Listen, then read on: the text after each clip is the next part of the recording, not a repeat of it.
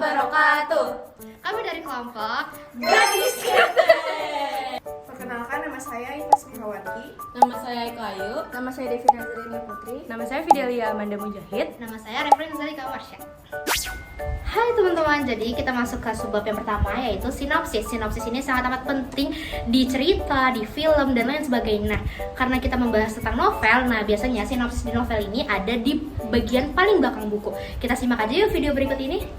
Sinopsis berfungsi untuk memberikan gambaran umum tentang plot, karakter, dan tema utama karya tersebut dalam bentuk yang lebih ringkas. Izinkan saya menyebutkan sedikit terkait sinopsis novel Gadis Kretek. Gadis Kretek bercerita tentang tragedi dan romantisme yang mana kisah asmara dari Raja dan Jengya menjadi benang merah cerita-cerita di novel tersebut. Lintingan Jengya menjadi ramuan rahasia dari kepopuleran Kretek Gadis. Rasa manis dari Kretek Gadis didapat dari air liur Jengya yang menjadi perekat kertas linting dari produk campuran tembakau dan cengkeh tersebut. Diceritakan bahwa para raja yang saat sedang sekarat menyebut satu nama perempuan yang ternyata bukanlah istrinya. Ketiga anaknya, Lebas, Karim, serta Tegar kemudian segera mengunjungi pelosok Jawa dan mencari sosok Jengya yang namanya disebut para raja saat sedang sekarat. Dalam perjalanan itu, Lebas, Karim, dan Tegar juga melakukan napak tilas bisnis ayahnya itu. Gadis Kretek tidak hanya membahas mengenai kisah cinta dan perjalanan para tokoh dalam menguak tabir misteri yang menyelimuti mereka selama ini, melainkan juga menceritakan mengenai perkembangan Kretek di Indonesia dari masa kolonial Belanda, Jepang, kemerdekaan Republik Indonesia, hingga zaman PKI. Menceritakan kepopuleran rokok kelembak yang kalah saing dengan Kretek, juga diceritakan mengenai latar belakang kenapa pabrik Kretek lokal tersebut mempertahankan eksistensinya di tengah himpitan kebangkitan dan dominasi perusahaan rokok besar. Mereka bertahan bukan hanya karena pabrik itu masih memberi keuntungan, melainkan juga karena mempertahankan gengsi leluhur serta menyelamatkan para pekerjanya yang hidup bergantung pada perusahaan Kretek jago kandang tersebut. Lalu selanjutnya ada bagian struktur. Bagian struktur ini terbagi juga menjadi beberapa bagian di dalamnya. Yang pertama ada orientasi, yang kedua pengungkapan peristiwa, dan yang ketiga ada komplikasi. Dan dilanjut yaitu ada klimaks atau puncak dari komplikasi, lalu resolusi, dan yang terakhir adalah kode. Yang pertama ada bagian orientasi. Bagian orientasi dari novel Gadis Kretek karya Rati Kumala membuka cerita dengan menggambarkan latar belakang yang kuat dan mendalam, mengarahkan pembaca untuk memasuki dunia yang kaya akan sejarah dan budaya Indonesia, khususnya terkait dengan industri rokok Kretek. Cerita dimulai dengan pengenalan latar tempat di Kudus, Jawa Tengah, pada masa kejayaan industri Kretek di Indonesia. Kudus dengan suasana kotanya khas dipotret sebagai pusat dari tradisi Kretek yang mengakar kuat dalam kehidupan masyarakat setempat. Dalam bagian ini, pembaca juga diperkenalkan kepada keluarga Suraja yang menjadi pusat dari kisah novel ini. Orientasi ini semakin menarik ketika Suraja, di tengah kondisi kesehatan yang menurun, mengungkapkan permintaan terakhirnya, yaitu mencari seorang wanita yang bernama Jengyah. Nuansa yang dibangun dalam bagian orientasi ini adalah perpaduan antara nostalgia, misteri, dan juga ketegangan keluarga. Dengan pengenalan latar, karakter, dan konflik awal yang solid, bagian orientasi dalam Gadis Kretek mempersiapkan pembaca untuk memasuki kisah yang kompleks dan juga emosional, di mana sejarah pribadi dan sejarah bangsa saling terkait erat, dan juga menciptakan narasi yang kaya dan memikat. Lalu selanjutnya ada bagian pengungkapan peristiwa. Dalam novel Gadis Kretek, pengungkapan peristiwa terjadi saat tiga anak Suraja, yaitu Lebas, Karim, dan Tegar mencari Jengyah, sosok misterius dari masa lalu ayah mereka. Selama pencarian, terungkap bahwa Jengyah merupakan cinta sejati Suraja yang terhalang oleh berbagai konflik, dan hubungan mereka sangat mempengaruhi kehidupan pribadi serta bisnis Kretek keluarga. Pencarian ini membuka rahasia keluarga yang tersembunyi, memberikan pemahaman baru bagi anak-anak mereka tentang warisan dan juga identitas mereka. Lalu selanjutnya kita masuk ke bagian komplikasi. Komplikasi dalam novel Gadis Kretek muncul ketika tiga anak Suraja memulai pencarian Jengyah, yang memicu ketegangan dalam keluarga. Selama pencarian, mereka menghadapi berbagai rintangan, termasuk terungkapnya rahasia masa lalu Suraja, hubungan yang rumit antara Jengyah dan keluarga, serta dampaknya pada bisnis Kretek keluarga. Komplikasi ini memperdalam konflik antar saudara dan membawa mereka ke dalam perjalanan emosional dan sejarah yang kompleks. Selanjutnya yaitu bagian klimaks dalam novel Sejarah Gadis Kretek karya Ratih Kumala terjadi ketika memperlihatkan betapa dalamnya pengaruh sejarah dan cinta yang tak terselesaikan terhadap bisnis kretek keluarga serta kehidupan pribadi para tokoh. Tensi emosi memuncak ketika situasi politik yang memanas akibat pemberontakan G30 SPKI membawa dampak besar pada kehidupan tokoh-tokoh dalam cerita. Konflik politik ini menyebabkan peristiwa tragis dan ketegangan besar terutama ketika tokoh-tokoh utama yaitu Suraya berada dalam posisi rentan akibat keterlibatan dalam kegiatan PKI. Saat itu Suraya tidak mengetahui bahwa keterlibatannya dalam mengantarkan kretek produksinya kepada PKI dapat memengaruhi rencana ia ke depannya. Tidak hanya kepada Suraya, hal itu berdampak kepada kekasihnya yaitu Jengyah dan mertuanya yaitu Idrus. Orang-orang yang dianggap terlibat dalam PKI akan ditahan oleh para tentara Indonesia. Akibat aksi tersebut, Suraya mengurungkan niatnya untuk menikahi Jengyah karena tidak ingin keluarga kekasihnya terluka akibat dirinya. Bagian penyelesaian dari novel Gadis Kretek karya Ratih Kumala berfokus pada penemuan dan penerimaan kebenaran tentang masa lalu yang selama ini tersembunyi. Setelah berbagai konflik dan misteri yang terungkap, anak-anak Suraya akhirnya mengetahui siapa sebenarnya Jengyah dan bagaimana hubungannya dengan ayah mereka serta dengan sejarah bisnis kretek. Penyelesaian ini mengungkapkan bahwa Jengyah adalah cinta sejati Suraya yang tak pernah terwujud sepenuhnya akibat konflik sosial, politik, dan keluarga. Namun, cinta mereka turut mempengaruhi arah bisnis kretek yang telah diwariskan ke generasi berikutnya. Di akhir cerita, perusahaan kretek Jagat Raya yang telah diambil alih oleh Tegar selaku anak pertama Suraya merasa harus bertanggung jawab atas kesalahan romonya karena mencuri resep saus kretek milik Jengyah. Hal ini menyebabkan ketegangan yang sempat memecah keluarga, sedikit demi sedikit mereda seiring dengan penerimaan mereka terhadap masa lalu yang kompleks. Dan yang terakhir yaitu Koda. Dalam Koda ini kita melihat bagaimana anak-anak Suraya menerima kenyataan tentang sejarah keluarga mereka. Mereka menyadari bahwa di balik kesuksesan bisnis kretek yang diwariskan, terdapat kisah cinta, pengorbanan, dan konflik yang kompleks. Koda ini menggambarkan bagaimana mereka melanjutkan hidup dengan pemahaman baru tentang arti cinta, sejarah, dan warisan keluarga. Meskipun sejarah kelam terungkap, bisnis ini tetap dijalankan dengan semangat baru, dengan menghormati tradisi sambil beradaptasi dengan zaman. Oke, untuk selanjutnya ada nilai-nilai yang bisa kita ambil dari novel Gadis Kretek, yaitu nilai budaya, nilai sosial, nilai ekonomi, nilai kekeluargaan, nilai sejarah, nilai cinta dan perjuangan. Untuk selanjutnya kita simak berikut ini. Selanjutnya, ada nilai-nilai yang bisa kita ambil dari novel Gadis Kretek. Yang pertama, nilai budaya. Novel ini menggambarkan kekayaan budaya Indonesia, terutama terkait dengan industri rokok kretek yang menjadi bagian penting dari sejarah dan budaya masyarakat. Tradisi, kebiasaan, dan warisan budaya kretek digambarkan dengan mendalam. Yang kedua, nilai sejarah. Gadis Kretek menyoroti sejarah Indonesia, khususnya periode sebelum dan sesudah kemerdekaan, serta dampaknya terhadap kehidupan masyarakat. Melalui cerita keluarga dan bisnis kretek, pembaca diperkenalkan pada peristiwa-peristiwa bersejarah dan dampaknya pada individu dan keluarga. Yang ketiga, nilai kekeluargaan. Cerita ini juga menekankan pentingnya hubungan keluarga, dengan fokus pada hubungan antar generasi, konflik, dan rekonsiliasi. Novel ini menunjukkan bagaimana warisan keluarga, baik materi maupun non-materi, dapat mempengaruhi kehidupan anak-anak dan cucu-cucu. Yang keempat, nilai sosial. Novel ini mencerminkan dinamika sosial masyarakat Indonesia, termasuk perbedaan kelas sosial, gender, dan ketidakadilan yang terjadi di berbagai lapisan masyarakat. Konflik antara tradisi dan modernitas juga menjadi salah satu tema sentral. Yang kelima, nilai cinta dan pengorbanan.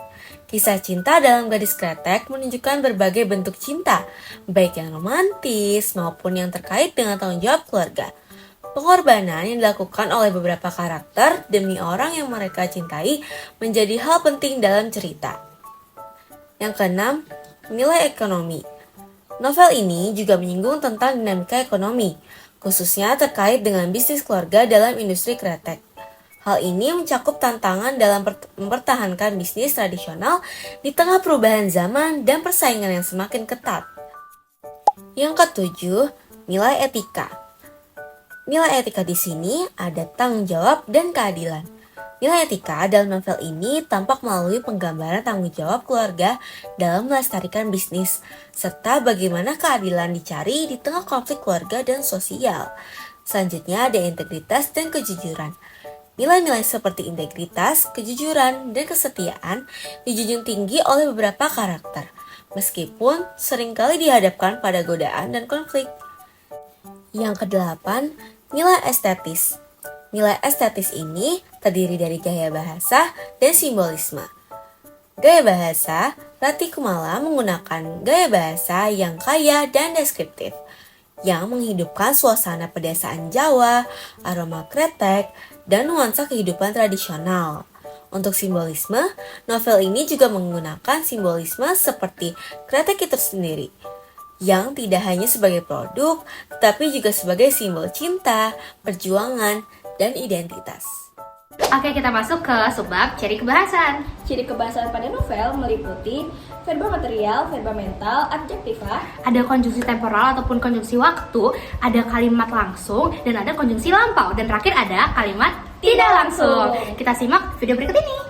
Kaidah kebahasaan yang pertama yaitu verba material.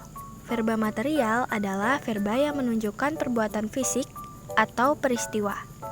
Contoh verba material dari kutipan novel Gadis Kretek yang pertama yaitu Romo sekarat. Berhari-hari dia mengigau-igau sebuah nama, Jengyah. Kata mengigau dari kutipan novel tersebut merupakan verba material. Yang kedua, aku yang memelihara dia sakit, perempuan itu yang dipanggil-panggil omel ibu. Mulutnya miring-miring dan monyong-monyong saking kesalnya. Dia membanting wadah obat yang sebenarnya akan diberikan ke Romoku siang itu.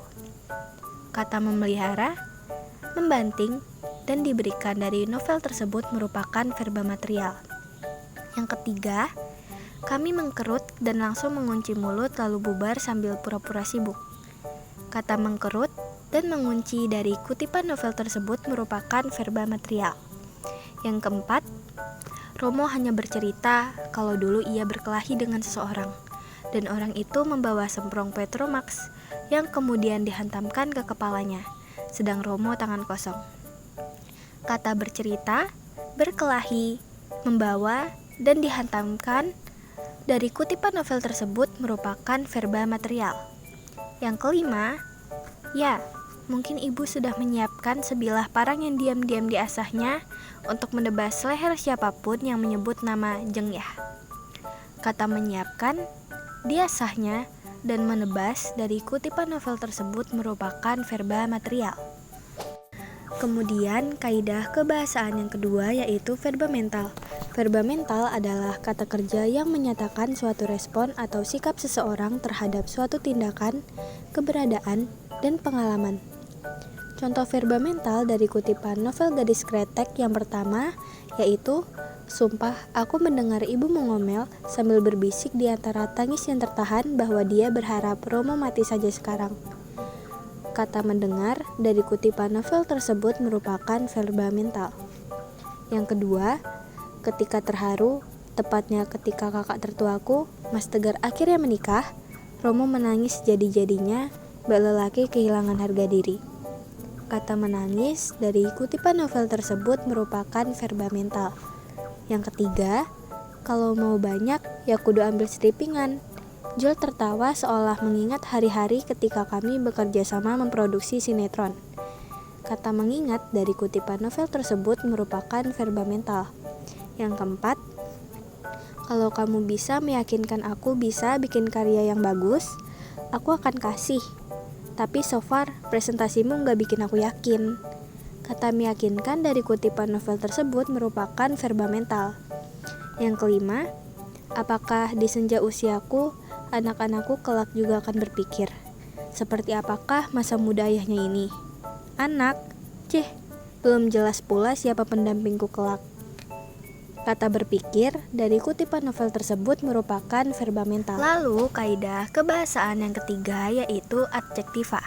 Adjektiva merupakan kata sifat yang berfungsi untuk menjelaskan atau membatasi kata ganti serta kata benda yang masih bersifat general atau umum, dan dapat berupa orang, tempat, hewan, benda, atau konsep abstrak. Contoh adjektiva dari kutipan novel Gadis Kretek yang pertama yaitu kulihat Romo terbaring lemah di kamarnya, yang kordennya tak pernah dibuka. Kata lemah dari kutipan novel tersebut merupakan adjektiva. Yang kedua, akibatnya aroma tua dan amis rasa sakit menguat di ruangan Romo. Meskipun aku tahu setiap hari kamar Romo pasti akan dibersihkan pembantu. Kata tua, amis, dan sakit dari kutipan novel tersebut merupakan adjektiva. Yang ketiga, ibu kala dia sedang cemburu, seolah-olah ia mampu menerkam apapun, siapapun, dimanapun, kapanpun. Kata cemburu dari kutipan novel tersebut merupakan adjektiva. Yang keempat, seolah-olah ia bisa menelan bulat-bulat segala hal yang membuatnya kesal. Kata bulat-bulat dan kesal dari kutipan novel tersebut merupakan adjektiva. Yang kelima, tak percaya aku, seliar apa masa muda Romo. Kata seliar dan muda dari kutipan novel tersebut merupakan adjektiva. Yang keenam, tentu saja aku tak pernah menyangka doa buruk akan keluar dari mulut ibu. Kata buruk dari kutipan novel tersebut merupakan adjektiva. Teman-teman, kita masuk ke konjungsi temporal ataupun konjungsi waktu. Nah, di dalam konjungsi ini biasanya sudah lumayan dekat dengan kita ataupun sudah cukup familiar. Seperti ada kata dulu, ada kata kemudian, setelah, sebelum, ketika, saat, dan juga sementara. Sebenarnya masih banyak lainnya. Nah, mungkin kita bahas sedikit nih dari PPT ini. Ada di kalimat yang pertama, Romo hanya bercerita kalau dulu ia berkelahi dengan seseorang dan orang itu membawa semprong Petromax yang kemudian dihadapkan ke kepalanya, sedangkan Romo hanya tangan kosong. Berarti konjungsi waktunya ada di kata dulu dan ada di kata kemudian, seperti itu teman-teman. Oke, konjungsi lampau adalah kata penghubung yang digunakan untuk menunjukkan bahwa suatu peristiwa atau tindakan terjadi di masa lalu. Kata-kata ini menghubungkan klausa atau kalimat dan menunjukkan bahwa aksi atau kejadian tersebut sudah terjadi sebelumnya. Nah, di dalam PPT ini saya sudah mencantumkan beberapa contoh yang ada di dalam novel Gadis Kretek ini. Mungkin kita akan bahas sedikit di bagian sebelum menjadi pengusaha sukses, Jengnya pernah mengalami masa-masa sulit. Berarti maksudnya adalah Jengnya sudah pernah mengalami masa-masa sulit di kehidupan sebelumnya ataupun memang sudah lampau dan sudah terjadi sebelumnya. Terus kita lanjut, ketika Soraja masih muda, ia sering membantu ayahnya membuat rokok. Posisinya di dalam novel ini Soraja sudah dewasa teman-teman. Jadi karena dia membahas terkait ketika Soraja masih muda, berarti itu memang sudah lewat ataupun sudah terjadi di sebelumnya. Oke, kita masuk ke kalimat langsung. Kalimat langsung adalah kalimat yang mengutip ucapan ataupun dialog seseorang secara tepat seperti yang diucapkan. Biasanya kalimat ini menggunakan tanda petik untuk menandai awal dan akhir ucapan. Kebetulan di dalam novel ini cukup banyak sekali kalimat langsung yang ditandai dengan tanda petik. Mungkin langsung saja kita ambil contoh satu. Aku yang memelihara dia sakit. Perempuan itu yang dipanggil omel ibu, mulutnya miring-miring dan monyong-monyong saking kesalnya. Itu berada di halaman pertama. Dan kalimat langsung yang ada di dalam novel ini banyak sekali, ada di halaman 2, 3, 4 dan sampai di ending pun masih ada teman-teman. Seperti itu. Kalimat tidak langsung adalah kalimat yang menyampaikan isi percakapan atau dialog seseorang tanpa mengutip kata-kata mereka secara langsung. Kalimat ini tidak menggunakan tanda petik ya teman-teman, jadi kebalikan dari kalimat langsung. Kita ambil contoh, dia meminta Roem untuk lunak, menahan diri 5 malam lagi hingga malam ke-7 selesai.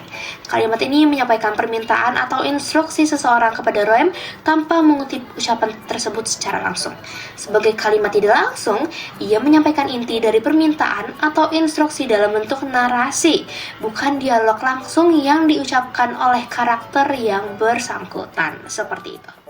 Sekian dari kami. Mohon maaf bila ada perkataan ataupun perbuatan yang kurang mengenakan. Wassalamualaikum